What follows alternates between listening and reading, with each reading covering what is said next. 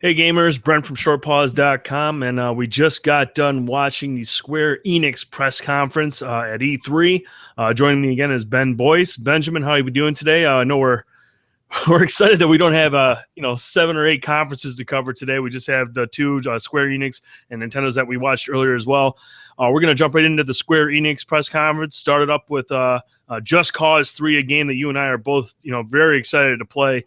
And again, the trailer just shows a game that knows no limits. It's just basically one long Michael Bay esque trailer. The gameplay looks phenomenal. What were your thoughts on Just Cause 3? I was speechless, man, just because some of the stuff. I mean, he's standing on the dude's standing on top of rockets. He's on top of cars falling out of planes. He's blowing up oil rigs. I'm just like, I could play this all day, man. What'd you think? Dude, the trailer starts with him in the back of a fighter jet, and he just backs a car out of the back hatch of this jet, leaps out of it as it's falling through the sky, drops the car on a building, and just levels it. It's just mass chaos from there. Yeah, game looks just like a ton of fun, man. Like, so sweet. I mean, 400 square miles. They said is the equivalent of the game map in this game of 400 square miles of freedom for you to run around, blow up whatever you want, fly whatever you want. The wingsuit looks awesome. The grappling hook is awesome. There's over 80 vehicles in this game for land, sea, and air. So there's basically just a limitless amount of stuff you can blow up, drive. It's really looks like this just giant open world sandbox of destruction. So I've never actually played the Just Cause series. I've never played 2. I know 2 a lot of people really love. But yeah, this game looks just like so much fun, man. I played a pretty good chunk of Just Cause 2. I played quite a bit of it, ran around, caused a lot of chaos. A lot of things that you can do in Just Cause 3, you could do in Just Cause 2, like take down like strongholds, free up certain areas and such. But no, it's just the chaos. It's just the pure chaos that you can cause with one guy. And it's funny, man. I saw in the trailer, I'm glad that they're doing it again in this one. In Just Cause 2, you could actually like attach like people to rockets or whatever you shot at, Yeah. and they'd go zipping up in the air and they take the guy up with them. And it's just it's almost like it's just almost campy action. Like it's just ridiculous, over the top. This game looks incredible. It looks massive. It looks beautiful. The combat looks just as engaging as the previous one. I love the dual wielding weapons. Yeah, This is dual just shotguns. this is just a open sandbox of just straight chaos, and I'm down for that. The only thing I'm not down for is one more game that's going to take more than 10 hours to beat in that already jam-packed fall. So I mean, Yeah. even though it's in a crowded area, I'm still going to pick up Just Cause 3 because it's a game where when I played Just Cause 2, you didn't. I mean, the story was decent, but you weren't playing Just Cause just for the story. Yeah. And it's a game that, if you got some free time, you want to run in, like, oh man, I got an hour, I can take on this mission real quick, and plus you'll see a lot of explosions. So it's that's apostrophe S. that's apostrophe explosions right there. So no, really impressed with what we saw. I mean, I don't know how much more they can really show. It's Just Cause, and it's just straight chaos. So no, and that drops. What was it? December? Yeah, December 1st. December 1st. Wow. Yeah, which I think is actually a good date for this game. We'll be like past like the November rush. Black Friday will have happened, so usually things start to settle down after that. So I think this game's gonna, seemingly have some time to itself. Now, there's a few titles coming out after it now that we know about, but I think December 1st is a good day for this. This is one you could easily play through December and into next year. Yeah, if I didn't have Fallout 4. The next game that we saw, or these 7 other games that are going to take 500 hours to play through this fall. Yeah, we're jam packed in the fall here, guys. Yeah. There's just so many games to choose from and play, and all of them look phenomenal in their own right. So, another game that we saw a reveal for was Nier. Now I'm not familiar with this franchise. I didn't even know there was a first one. I guess this is a sequel of some sorts. Yeah. Is this the game that had the director out, and he was wearing an alien head, right? Yeah. Yeah. So I can basically expect this game to be very, very strange if this is the director of the game, correct? Sure, yeah. but they tried it out. They tried it out like an all-star cast for they did. game.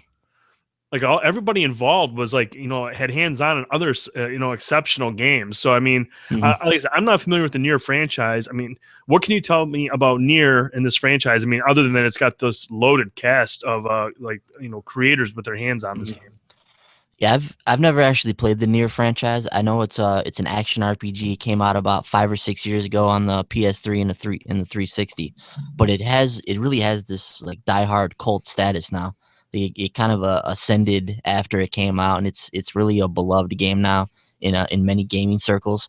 And one of the things they mentioned, or one of the things is Platinum Games is involved with the development of this sequel, Yep. and we all know their pedigree with action games, things like Bayonetta, uh, you know, uh, um, Metal Gear Rising, Revenge, and these are, action is what they do. So they brought these guys in, and that's one of the things they mentioned. Like they're really going to take the action in this game to the next level. So I think that's exciting. We saw this really like badass looking chick with a sword.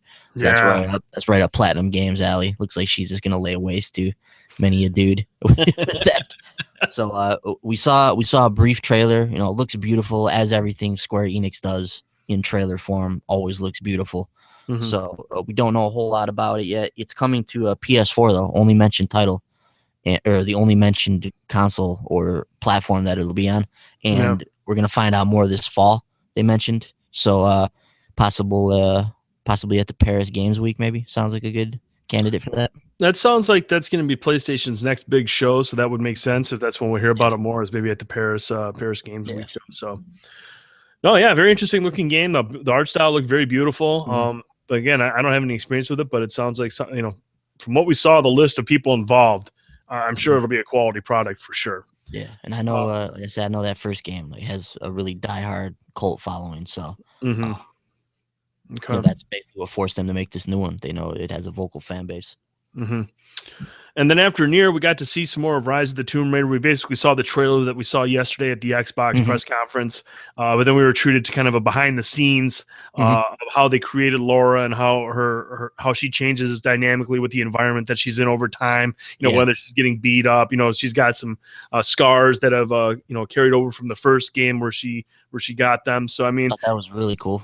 yeah, it's really cool to kind of keep everything in flow, keep everything Yeah. connected. I thought that was really interesting, but I mean, yeah, I mean, that's kind of another game where we've seen some gameplay trailer now, or we've seen some gameplay. I think we're just ready to get our hands on the game Oh yeah. and experience it all over again. So I'm really excited to get my hands on Rise of the Tomb Raider. That comes out on November 10th, which isn't. Which is the same day as some other game you're looking forward to. Yeah, there's some RPG from Yeah. is it Bethesda or Some Bethesda? yeah, some 400-hour RPG or something like that's coming out. And yeah, and of course, following that, we have to keep this mobile trend going. I mean, obviously, we've been talking about mobile games. Now, I'm not going to bash Hitman Go because I understand that game's been received very well. Mhm. I Mhm. actually never played it, which is surprising because if it's a Hitman game on mobile, I should have checked it out by now. But they also announced, Square Enix announced Lara Croft Go, which looks like it's kind of a bit of a puzzle platformer on mobile devices. I mean, is that what you took away from that trailer? Just kind of like exploration puzzler? Yeah, they said it was turn-based, so I'm not sure exactly how it works. I haven't played Hitman Oh. Go either. I They said don't it was turn based. yeah, it was I think I do turn-based. remember seeing that and remember them saying that, and I was like, man, Mhm. how is that turn based? And it just looks like a. Yeah. That's So interesting. it was unclear how that works in the framework of a Tomb Raider game on Hmm. mobile, because obviously there's going to be exploration and maybe like you said, maybe some puzzle solving as you're going through these tombs. Hmm. So I don't know how exactly that works. Like you, I haven't played Hitman Go. We all know I'm not a big mobile game player, so I don't get into that too much. But yeah, like you mentioned, Hitman Go and also Hitman Sniper, a couple of other Square Enix games, very well received. And they mentioned kind of trying to make these AAA experiences into like quality mobile games is one of their tenets that they're working on right now at the company. And Hmm. thankfully they kept this demo short, which was cool. They just kind of tried it out there, showed us a few things, and then moved on from it, which was nice. We talked about this yesterday. This is not really the stage to do these lengthy mobile demos. So it was nice to see that they just kind of moved on from this. Hmm. Well, I know what you like that they moved on to. We got to Yeah. see the Final Fantasy VII remake trailer again. Hmm. Again, we didn't see any gameplay. We just saw the same trailer that we saw yesterday. Um, Interesting thing to point out here is the PC port version that everybody was so thrilled about back at the PlayStation Experience last year, is still coming out. It'll be arriving on iOS devices this summer, Mhm. and consoles or PlayStation 4 next winter. So I got to believe the Final Fantasy VII remake is probably a ways off. Yeah, for sure. They've probably just started development on this game not long ago. We don't have any behind the scenes info on that, but that would be my guess. One of the things they did mention is that we'll hear more about the game this winter, so we'll find out more about what's going on with it. Don't know exactly what they'll reveal, but much like we'll see more about Nier in the fall, we'll see more about this in the winter. Possibly at maybe the next PlayStation experience. Seems like a good candidate for where we would hear more about Final Fantasy VII, like you said, make up for last year's trolling event. Gosh. And speaking of trolling, Square was at it again ever so briefly. Yeah. They brought out who was the gentleman that they brought out to talk about? It was the same guy that did the trolling at the PlayStation Experience. Yeah, the same guy that hit us up with the Final Fantasy VII last year. He comes out and he starts talking. He mentions Kingdom Hearts, and everyone's like, "Oh boy, here we go, Kingdom Hearts 3." And he's like, "And we'll show you this gameplay clip." And we were talking about this before the show. You could hear a guy in the crowd going, "Yes!" Like he was so stoked to see Kingdom Hearts 3. Yeah. And then boom, we get Kingdom Hearts Unchained, a mobile game. Mm-hmm. And I think I remember you in the live blog. You were like, "Is he seriously trolling again right now?" And he did. He seriously trolled everybody in the audience again. Yeah. By bringing out this Kingdom Hearts Unchained, which is a mobile game. And honestly, I don't have any experience with Kingdom Hearts, let alone the mobile version. I mean, was there anything about a beautiful looking mobile game, but that's besides the point. Yeah, I mean, it looked pretty, but I mean, other than that, I mean, it's not what everyone was there to see. Exactly. Or hoping to see anyways. And then, he came back out, started chapping, talking away again, and was like, what is this? Get to it. And all of a sudden it was hilarious, dude. It was so funny because he gets ready. He's like, okay, and we're going to see it. The guy goes crazy again. He's like, oh, wait a minute. There's a guy in the crowd here that I wanted to say hi to. And I'm just like, dude, just put it up on the screen so this dude in the audience doesn't have a heart attack and die. So finally he turns around and says, okay, here's some Kingdom Hearts 3. And, I don't know what we were expecting. I thought with the way he was addressing it and talking about that was just going to be a quick trailer. But we actually got some gameplay in this. Some substantial gameplay. Yeah, it was like a few minutes long. And you and I were talking before the show. The combat looks fast and furious. Mm-hmm. It looks like a beautiful world. It's got, I've seen the Disney characters intermingled throughout. So, I mean, what did you think of Kingdom Hearts 3? I mean, are you familiar with this franchise? Are you interested in this franchise? I know you love Disney. So, what's your thoughts on it, man? Yeah, I mean, I like Disney and I like Final Fantasy, but the odd thing is I've never played Kingdom Hearts. Actually, I bought the remakes for PS3. I haven't played them yet. So that's something I definitely want to get to at some point. But obviously, Kingdom Hearts is super beloved franchise. Many diehard fans, as we saw from the audience there. a couple of guys just totally losing it out there. But the Kingdom Hearts 3 looks like it's shaping up really good. The game looked like it was running awesome in the gameplay they were showing us. Combat was really fast paced. The combos were there. The team attacks with like Mickey or Donald and Goofy were in there. We saw some stuff from the Tangled world, the Disney film that's going to be in this game. Obviously, there's going to be many different Disney worlds that are going to be a part of this game. That's part of the fun of Kingdom Hearts is exploring all these different Disney worlds that are in the game there. So we saw some cool powers from Sora, some of his cool attack moves, and just some really cool looking stuff, man. I mean, if you're a Disney fan, or it's a really charming game, and it looks like it's really coming along nicely. And they're saying that was early 2016, didn't they say? I don't think they said anything in terms of a release for that. So. Oh, okay. I thought this is something about 2016, like a window, but maybe they didn't. Yeah. And then we went back to Final Fantasy. We got to see some more of this world of Final Fantasy. We saw that earlier, and I'm not sure what to make of this game, but they did go into a little bit more details, and he mentioned that they talked about this being more of an entry-level Final Fantasy game, for family and such. I mean, as a fan of Final Fantasy, did you see Final Fantasy elements to this game? I mean, did it interest you on that level of being a Final Fantasy fan, or do you think this is really just geared towards people who are new to Final Fantasy that maybe have never played one? Yeah, I mean, I think there's definitely some interesting elements. I mean, you see a lot of the classic Final Fantasy tropes and enemies and characters are in that trailer. And, this obviously isn't for everyone, but I kind of like that they have something like this available. You basically said, like, look, A lot of the Final Fantasy games, we're up to Final Fantasy 15 now. It's daunting for many people to try to get into this franchise. They're unclear if they have to have played the other 14 games, or, if this 70-hour game is something that they're really going to be able to partake in. So they wanted to make this like entry level Final Fantasy that you can sit down. They mentioned they want it to be playable for all ages, something you can sit down and play with your kids, play with your family. They want the systems in the game to be simple to pick up and understand, but also deeper for some of the more experienced players that may want to, get a little more complex in terms of the systems in the game. So, Right. I like that gameplay idea and that concept, and we'll just kind of have to see how it works out. Cool that this is on Vita too. I like that feature. Mhm. So a Final Fantasy RPG on Vita, might be really cool, man. So have to see how it pans out. Don't know, if it's gonna sway too much in the simple kiddie direction, or if it's gonna find that happy medium. I guess we'll have to find out. Okay. The next game that we saw, I know you and I are both really excited about. It's an interesting take on the franchise. Is Hitman. Now that this arrives on December 8th Yeah, of this this year. year. And it's not going to be your typical Hitman game that has the story built and everything into one game. This is, and you mentioned it before the show. This is almost like it's going to become a platform that they evolve over time, that they constantly add stuff to, and that's basically what they described it as. Is like there'll be new contracts popping up all the time.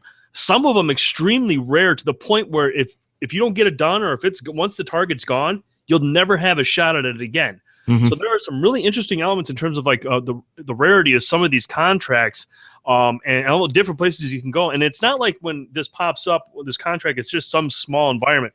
It's not like it's a very expansive area. Gives you multiple routes to your target. Kind of gives you a chance to decide how you want this to play out, how you want to plan it out, and how you want to execute it. And as a fan of the Hitman series, I think this is an interesting, ambitious take or an attempt at the franchise. And I'm actually really curious to see how this plays out, because in essence, this thing could go on. This game could launch in 2015 and continue being supported up until 2018, 2019. Mm-hmm. I mean, there's essentially no limit to what they could add to this game over time in terms of areas of operation, mission types, characters that you have to kill. I mean, there's so many storyline possibilities here. It's ridiculous. But I mean, what's your thoughts on Hitman, man? I think this sounds actually really, really cool. Yeah, I think the title of the game gives us kind of a hint of where they're going. It's just going to be Hitman, much like we saw EA yesterday trot out the new Need for Speed game, and it's just Need for Speed. They're kind of taking all of the base elements of the franchise and trying to make the best version of Need for Speed. So I think that's kind of what we're seeing with Hitman here. They're taking it back to kind of the essence of Hitman, and they're developing it as like you talked about, almost as this platform now. It sounds like, where we may not get a new Hitman game every year, every 2 years now. We're gonna have this platform that we can iterate on and continue to grow and develop. And yeah, it sounds to me too that it's probably gonna. I think we're probably gonna have like a full campaign experience in here as well. It's unclear exactly how this is all gonna play out, but the trailers that we've seen, the way they were describing it, seems like there's a big overarching story going on in all this. So I think we'll still get a pretty great story and single player experience on that front. But it's going to be in this evolving and growing that they keep talking about. That's going to be where the real interesting parts of the game come in. And like you mentioned, these contracts, they mentioned too that with some of these contracts, they're going to be to the point where maybe the community has to get involved and figure out the best way to take down these targets together. So, in my head, I was picturing something like they give us a target to a guy in Afghanistan or something, and they're like, look, this is a high-ranking official in this organization. We need him taken out because he's delivering trade secrets. And then maybe that's all the information you get, and then maybe you guys got to try to find this guy. So maybe there's you link up with some of the other operatives around the world, and you guys are trying to figure out intel on the guy. Like, imagine how cool that would be. Be like, yeah, I saw this guy in this market the other day, and he was walking this way, and then you maybe go over that way, talk to some of the people out there, get some more intel, share it with some of the other people out there, and try to find this target. To me, that was what I was picturing in my head when they were mentioning some of this stuff. That now that you mention it like that does actually sound like it'd be pretty cool. I mean, like you said, if like say if you get assigned a mission and you get a character that maybe is of value to you, but maybe isn't of any value to anybody else. But you can put this up on the wire and be like, hey, I'm looking for this dude. This is how he looks. And if somebody spots something, be like, hey, man, he's in Afghanistan or he's in Russia in this city or this area, and then you know where to go. That would be actually really, really cool. cool to have a Yeah, kind of a hitman network where everyone's working yeah, together, similar to the movie John Wick. There's just like this central hub of hit people that get together and stuff. So, yeah. yeah, no, that sounds like a very ambitious take on the franchise and kind of a new direction. And I'm really excited to see how this plays out. Yeah, I'd like to read some more stuff from the press if they're going to get their hands on it this week. Maybe see, what they have to say about the game or how exactly it works, so we can get a better idea of it. But the other thing that they mentioned that we talked about yesterday is these open-ended missions where you can tackle these however you want. They showed us an example of this guy who's in this was it a hotel or a nightclub or something like that? Yeah. But he was the target, and then we infiltrated the area that he was in and dressed as the one of the security guards, and then one of the guys spotted you, so you end up taking him out. And then you can take out the target multiple different ways. Like they showed you could just walk in there with an axe and just hack him to pieces, or you could be more calculating. You can set up this whole thing where you get him to come over to the bar, you slip a little poison in his drink, and he poisons himself as he takes a drink of his champagne or whatever. So yeah, the real limitless possibilities in the way you can go about these assassinations is the most interesting part to me. Yeah, I think at the end of the trailer, he brought down a whole light fixture on a guy walking down a path like at a modeling show. This whole light fixture came down. I was like, wow, that just sounds, it just sounds like a very ambitious title, a very a cool new take on the franchise. And, I think you and I are in the same boat when we say we definitely want to see how this plays out. We're both fans of the Hitman series. They're always great games. So it'll be interesting to see how this plays out. Again, Hitman, the new one drops on December 8th. And we know contracts mode returning too. Yep, so, contracts mode is coming back as well. User-created content, probably take it to the next level on next gen. Yeah, that game could be around for a long time before you know it. Moving on from Hitman, we saw Star Ocean is coming west. It's coming to the PlayStation 4 in 2016. This is another franchise I'm not familiar with. It does sound like there's going to be a lot more characters in this one, but I mean, what can you tell us about Star Ocean, man? I've never actually played Star Ocean either, but I know the main crux of this series has always been the massive amount of characters that you have access to for your party. Mm-hmm. Like over 100 characters, I think some of these games have, where you can mix and match in your party however you want to set it up. Mm-hmm. So, I think they mentioned that there's going to be even more characters in this one. It's coming to PS4 in 2016. Still has the integrity and faithlessness subtitle. I have to believe that they're going to change that for a Western release. So we'll have to see how that plays out. But they actually showed us a gameplay demo. So we saw some of the nice looking environments that are in the game. We saw some of the combat. The combo active battle system is still available in this game. Looks like it's going to be a fun battle system as usual, which is typically a hallmark of the Star Ocean series. So I actually thought that the trailer looked really good. It looks like a really interesting game. So I've always been interested in Star Ocean. I like a lot of these RPGs. Just some of them are they're scary to start because they're so long. So you're just like, man, I don't know if I want to start that game. I'm gonna have to spend 80 hours before I'm done with it. So it gets scary sometimes. But a few of these ones, man, I'm gonna just have to dive into and just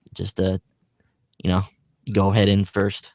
Yeah, I made that same mistake with Elder Scrolls Online. As soon as we get done with this stuff today, I'm going to be on that tonight. So, yeah, got to get banged into that. After we went from Star Ocean, we went to the big reveal. Well, not reveal, but the big unveiling of some gameplay footage mixed in with a lot of, pre-rendered stuff. But Deus Ex Mankind Divided arriving early 2016. The events of this game happened 2 years after the events transpired in Human Revolution. From what we saw in this trailer, man, it looks like the same kind of like cyberpunk, futuristic sci-fi shooter with lots of RPG elements. You can build your character how you want to build them towards whether it's towards stealth or being aggressive with weapons. I mean, I played Deus Ex Human Revolution. I still think it's one of the best games from last gen, and I am really, really excited to get my hands on Mankind Divided. Now, I know you haven't played the first one yet, but I know you're really interested in this one. What's your thoughts on what we saw today? Yeah, I loved everything that we saw. I thought the game looked beautiful, both in cinematic form and in gameplay form. I mean, the graphics look awesome. The abilities, the weaponry, the cover system, it all looks really cool. I like the way they were talking about the story in this game, how these augmented people. They're outcasts in society now. They're relegated to these police-run ghettos. There's this whole, they use the term mechanical apartheid that's going on now. So yeah, sounds like some cool stuff's gonna be going on in the story here. Love the setting, love the way everything looks. So early 2016 on this one, man. Another one. You know, we were talking about before we did this video. I mean, starting August 25th with Gears of War and Until Dawn, it's basically nonstop up and through till March. Yeah. I mean, the way the thing's lining up, I'm sure there's going to be some releases. I mean, we've got 3 big releases in December now. We've got Hitman. We've got Xenoblade Chronicles X. Mhm. What's the other one that drops late? Just Cause 3. Just Cause 3. So, I mean, we've got some massive titles in December, which usually is kind of like, no man's land for video games. You know, after Black Friday, they're just kind of like, all right, that's it. We're pretty much done. But now you've got 3 massive titles there. I'm sure something's going to show up in January because not everything's going to want to go against Uncharted 4 or some of these other big titles that are slated for March. So January and February aren't going to stay empty forever. Things are going to start popping up in there. And like I said, from August 25th until likely, March, we're going to be jam-packed with games like every week in some instances. Yeah.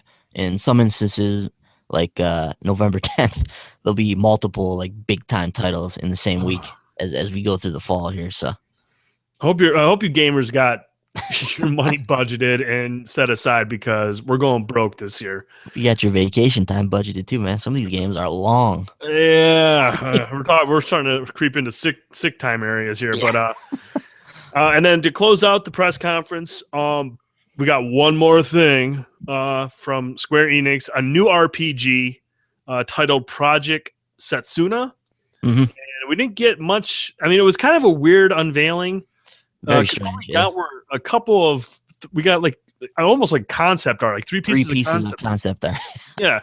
And we didn't get to know anything about the subject matter of the game. We didn't know anything about like the protagonists or anybody or anything other than, it looked like a beautiful, the concept art was very pretty, but I'm not sure if this was really, I would have closed with Deus Ex as opposed to Project Setsuna. I would have stuck Setsuna right in there with Kingdom Hearts or World of Final Fantasy for as much as we got out of it. So, I mean, for a one more thing type of closing, I thought that was kind of weak, but I'm sure, the potential is probably, I'm sure it'll probably be a really good RPG. Square Enix is renowned for their RPG franchises. So I'm sure Project Setsuna will be great. It's slated for 2016, but we just don't know anything about it. And it was just kind of a weird, unveiling for an end of a show. Yeah, I'm with you, man. It was really weird. They brought out the Square Enix CEO, the Japanese one, and it's not his fault, but his English is very hard to understand.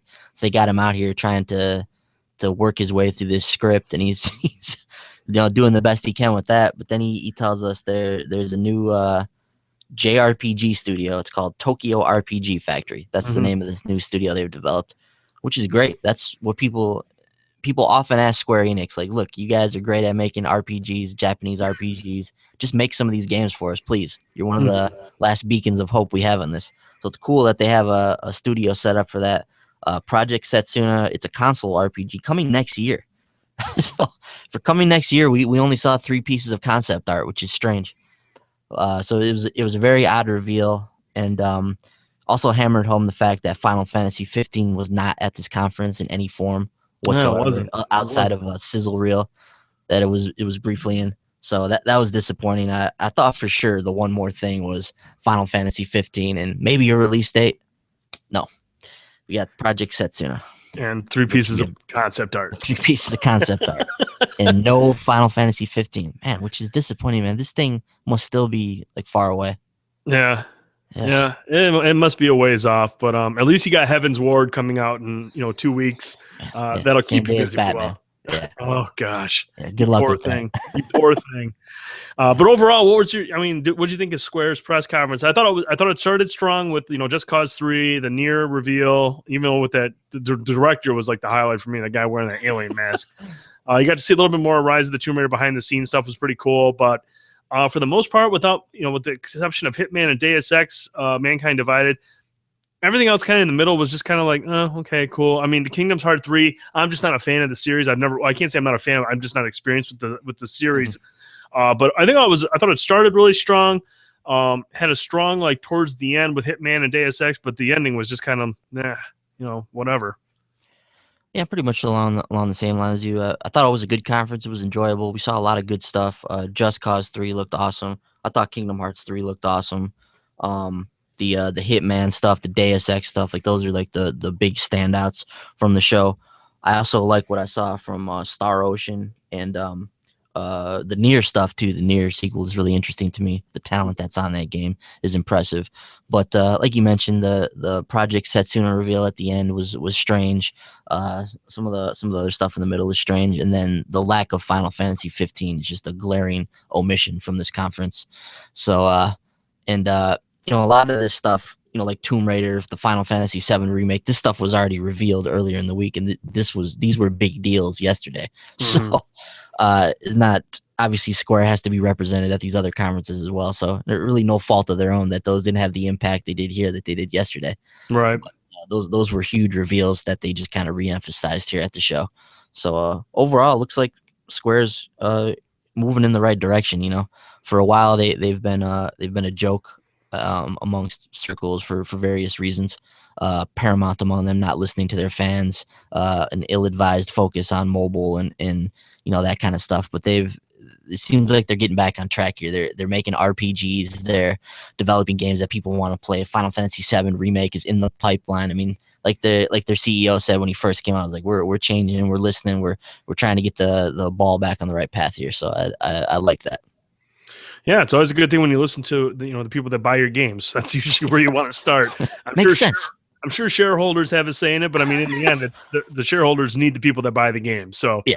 No, overall, I thought it was a decent little press conference. Like I said, a couple spots in the middle were a little weak. The ending was kind of soft, but there was a lot to be excited about. Just Cause 3, Hitman, Deus Ex, Mankind Divided are my big three out of that group. Plus, obviously, Rise of the Tomb Raider is in the mix too. So, the other thing, a lot of these games coming like this year and soon.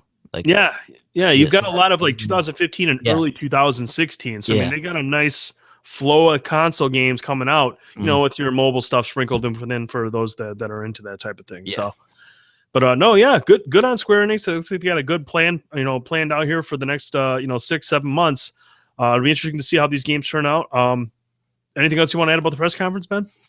No, that's it, man. I enjoyed the show. There's some exciting stuff on the docket from Square, so I'm happy to see that. They obviously, ever since they were Squaresoft, man, it's been they're just they're revered amongst gamers, especially if you grew up in that era, like the Super Nintendo era. That's really when they made their mark, and so I'm happy to see these guys kind of trying to right the ship here. Absolutely. Well, for Ben Boyce, I'm Brent Felsing. Thanks again for tuning into this live stream of our Square Enix press conference reactions. Make sure you stay tuned to shortpause.com. We'll have links to all of our reaction videos plus the press conferences. We'll have I'm sure we'll have some articles going up this week. We'll be recording our podcast Saturday night to kind of recap everything that's happening throughout the week at E3. Offer up our final thoughts on each of the press conferences, what parts stood out, what the failures were. But overall, it's been a really good week so far. We still got a Nintendo press conference we'll get out to you here pretty quick. But again, thank you again for tuning in, everybody that tuned into the show, followed us on the live blog. And again, make sure you follow us on Twitter at The Short Pause. Make sure you subscribe to our YouTube channel where we're going to have videos going up all the time, live streams, Let's Plays, reviews, and such. So again, from Mr. Boyce, I'm Brent Felsing. Thanks again for tuning in, and we'll talk to you real soon. Thanks, guys.